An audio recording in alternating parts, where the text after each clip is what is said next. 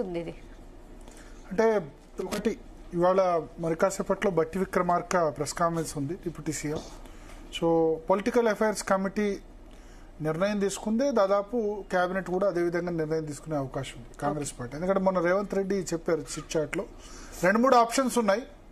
ఇప్పుడు రాష్ట్రపతి దగ్గర ఒక బిల్లు పెండింగ్లో ఉంది. ఏది? విద్యా ఉద్యోగాల్లో బీసీలకు 42% రిజర్వేషన్లు ఇచ్చేది. గవర్నర్ దగ్గర రాజకీయ పరంగా బీసీలకు స్థానిక సంస్థలకు సంబంధించిన ఆర్డినెన్స్ పై గవర్నర్ దగ్గర పెండింగ్లో ఉంది. మన సుప్రీంకోర్టు ఇచ్చిన జడ్జిమెంట్ ప్రకారం రాష్ట్రపతి 3 నెలల లోపల డిస్పోజ్ చేయాలి. సో 3 నెలలు దాటింది విద్యా ఉద్యోగాల్లో బీసీలకు రిజర్వేషన్ సంబంధించి. ఎస్ఆర్ నో చెప్పాలి రాష్ట్రపతికి, గవర్నర్లకు కూడా సుప్రీంకోర్టు ఒక టైం లైన్ పెట్టింది. దాని మీద ప్రెసిడెన్షియల్ రిఫరెన్స్ సుప్రీంకోర్టును రాష్ట్రపతి అభిప్రాయం అడిగింది. అంటే ఇట్లా పెట్టడం కరెక్టేనా కాన్స్టిట్యూషన్ పోస్ట్లో ఉన్నవాళ్ళు? అంటే రాష్ట్రపతికి కూడా టైం లైన్ పెట్టడం కరెక్టా 3 months లోపల? Yes or no. ఒకవేళ ఎస్ఆర్ నో చెప్పకపోతే, చెప్పినా చెప్పకున్నా ఓకే. ఎందుకంటే ఒక ప్రొవిజన్ ఉంది, గవర్నర్ కానీ రాష్ట్రపతికి కానీ ఒక్కసారి బిల్లు తిప్పి పంపే అధికారం ఉంది. రెండోసారి కనుక క్యాబినెట్ పంపిందంటే ఆటోమేటిక్గా డీమ్డ్ టు బి యాక్సెప్టెడ్. ఒకసారి మాత్రమే తిప్పి పంపండి, మీరు చూసుకోండి ఇది కరెక్ట్గా లేదు అని చెప్పడానికి అవకాశం ఉంది రాజ్యాంగంలో. సో మొన్న సుప్రీంకోర్టు తీర్పు తర్వాత దాని ప్రెసిడెన్షియల్ రిఫరెన్స్ అండర్ ఆర్టికల్ 143, రాజ్యాంగంలోని ఆర్టికల్ 143 ఏం చెప్తుందంటే రాష్ట్రపతి సుప్రీంకోర్టు సలహా కోరొచ్చు కొన్ని ఇష్యూస్లో. అంటే ఈ వ్యవస్థల మధ్య సంఘర్షణ వచ్చినప్పుడు, ఎగ్జిక్యూటివ్ కానీ జ్యుడిషియరీ కానీ, తర్వాత centre state federal relations, separation of powers, అంటే ఒక వ్యవస్థకు ఇంకో వ్యవస్థకు మధ్య రాజ్యాంగంలో స్పష్టంగా కొన్ని అధికారాలు ఉన్నాయి. సో ఇక్కడ ఈ సుప్రీంకోర్టు అధికారాల్ని ఉల్లంఘించిందా అన్న ప్రశ్న తలెత్తినప్పుడు ఈ ప్రెసిడెన్షియల్ రిఫరెన్స్లో రాష్ట్రపతి సుప్రీంకోర్టును అడిగారు కొన్ని పాయింట్స్ ఫ్రేమ్ చేసి, ఇట్లా మాకు రాష్ట్రపతికి ఇట్లా 3 నెలలలోపు పెట్టొచ్చా, గవర్నర్లకు ఇట్లా టైం పెట్టొచ్చా, టైం లిమిట్ పెట్టొచ్చా అని మళ్ళీ సుప్రీంకోర్టులో దీన్ని పిటిషన్ ఫైల్ చేయడం అని ఉండదు. నార్మల్గా అయితే బయట వ్యక్తులు అయితే పిటిషన్ ఫైల్ చేస్తారు. రాష్ట్రపతి తనకు కావాల్సిన సందేహాల్ని లేకపోతే రాష్ట్రపతి చెప్పేదాన్ని ప్రెసిడెన్షియల్ రిఫరెన్స్ అంటారు.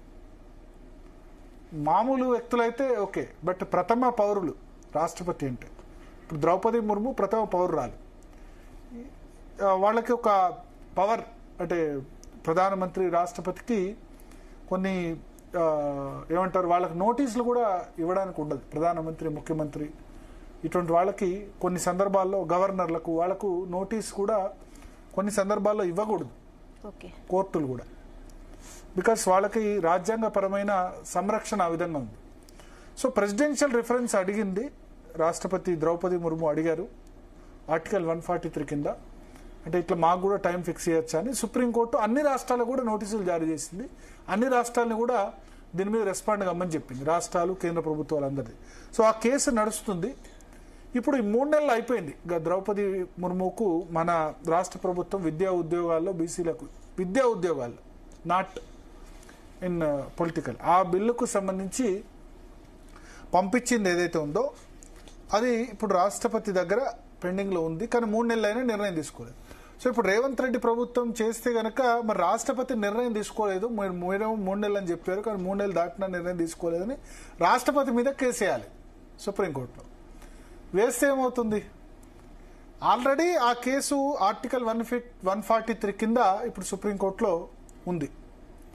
ఆ రాష్ట్రపతి చేసిన అప్పీల్నే సుప్రీంకోర్టు విచారిస్తుంది. కాబట్టి రాష్ట్రపతి మీదకి గవర్నర్ మీదకి వెళ్ళడం ఒకటి, రాష్ట్రపతి రాజ్యాంగ అధినేతకు మీదకి కోర్టు మీదకి వెళ్ళడం, అది వెళ్ళొచ్చా వెళ్ళొద్దా అన్నది ఒక అంశం.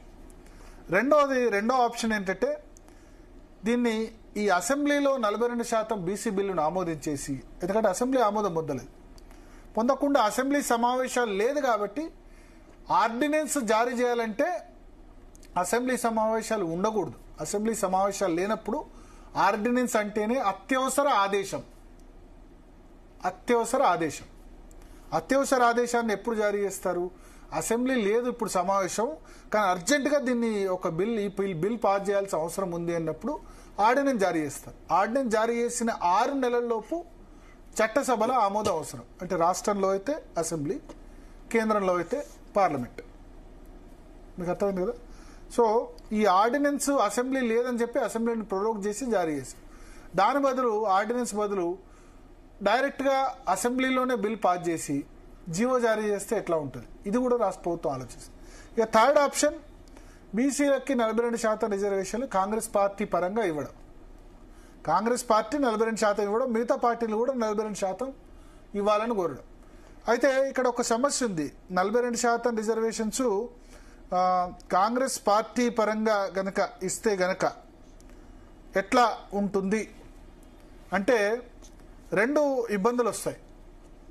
పార్టీ పరంగా 42% రిజర్వేషన్స్ ఇస్తే మొదటి ఇబ్బంది ఏంటంటే, ఫస్ట్ ఇబ్బంది, మీరు దీన్ని సర్పంచ్ ఎన్నికలకు ఇంప్లిమెంట్ చేయలేరు. ఎందుకంటే సర్పంచ్ ఎన్నికల్లో బీఫామ్ ఉండదు. సర్పంచ్ కానీ వార్డు మెంబర్స్ కానీ గుర్తుతో జరగవు. కేవలం ఎంపీటీసీ, జెడ్పీటీసీ మాత్రమే గుర్తుతో జరుగుతాయి. సో ఇప్పుడేంది, ఈ 42% రిజర్వేషన్ సర్పంచ్ ఎన్నికల్లో ఇంప్లిమెంట్ చేయరాదు. సర్పంచ్ ఎన్నికల్లో 23-22% రిజర్వేషన్ ఇంప్లిమెంట్ చేయాల్సి ఉంటుంది.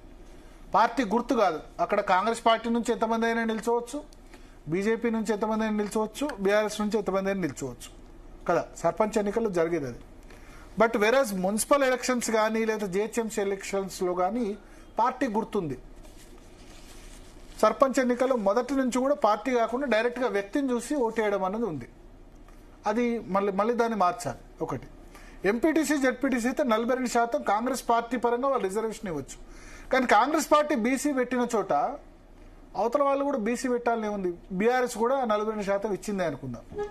వీళ్ళు 42% అంటే ఎక్కడైనా ఇవ్వచ్చు. ఫలానా మున్సిపాలిటీలు, ఇప్పుడు మీరు బీసీ రిజర్వ్డ్ అనుకోండి, అక్కడ బీసీలు మాత్రమే పోటీ చేయడానికి అవకాశం ఉంటుంది. ఎస్సీలు పోటీ చేయడానికి అవకాశం లేదు, ఓసీలు కూడా పోటీ చేయడానికి అవకాశం ఉండదు. బీసీ మహిళ అంటే బీసీ మహిళనే పోటీ చేయాలి. వేరే వాళ్ళు నామినేషన్ వేస్తే అక్కడ రిజెక్ట్ చేసేస్తారు. బీసీ మెన్ అంటే బీసీ మెన్నే, బీసీ జనరల్, బీసీ మెన్ కాదు, బీసీ జనరల్ అంటే మెన్ పోటీ చేయొచ్చు, బీసీ ఉమెన్ కూడా పోటీ చేయొచ్చు. ఓసీ జనరల్ అంటే ఓపెన్ కాంపిటీషన్, ఎవరైనా పోటీ చేయొచ్చు. ఓసీ, బీసీ, ఎస్సీ, ఎస్టీ ఎవరైనా పోటీ చేయొచ్చు. సో ఇక్కడ ఈ 42% రిజర్వేషన్లు ఇంప్లిమెంట్ చేసేటప్పుడు కాంగ్రెస్ పార్టీ పరంగా 42% ఇచ్చినా సరే, అవతల పార్టీ బీఆర్ఎస్ లేకపోతే బీజేపీ అప్పర్ క్యాస్ట్ ఇచ్చినప్పుడు అప్పర్ క్యాస్ట్కు కొంత అడ్వాంటేజ్ ఉంటుంది కదా ఎలక్షన్లో గెలవడానికి. ఎందుకంటే మనం చూసాం, ఇప్పుడు తెలంగాణ అసెంబ్లీలో రెడ్డి ఎమ్మెల్యేలు 43 మందో 46 మందే ఉన్నారు. సో అక్కడ అవతల పార్టీ అప్పర్ క్యాస్ట్ నుంచి క్యాండిడేట్ పెడితే అప్పుడు బీసీ క్యాండిడేట్ వీళ్ళు 42 ఇచ్చినా ఓడిపోయేందుకు అవకాశం ఉంటుంది కదా. సో అప్పుడు పెట్టి ప్రయోజనం ఏంటన్నది ఒక ఇష్యూ.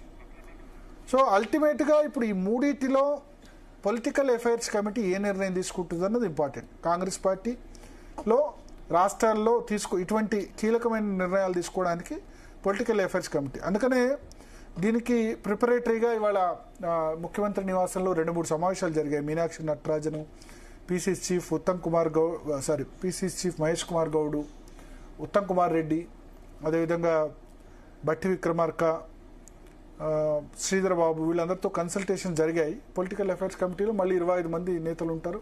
వాళ్ళంతా కూడా కలిసి చర్చించి నిర్ణయం తీసుకుంటారు. ఎల్లుండి రాష్ట్ర కేబినెట్ మీటింగ్ కూడా ఉంది.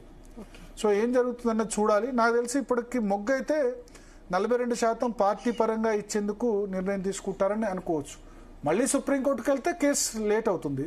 హైకోర్టు తీర్పేమో సెప్టెంబర్ 30 లోపు ఎన్నికలు కంప్లీట్ చేయాలని చెప్పింది. ఎన్నికలకు కాంగ్రెస్ ఏమనుకుంటుందంటే ఇదే రైట్ టైం.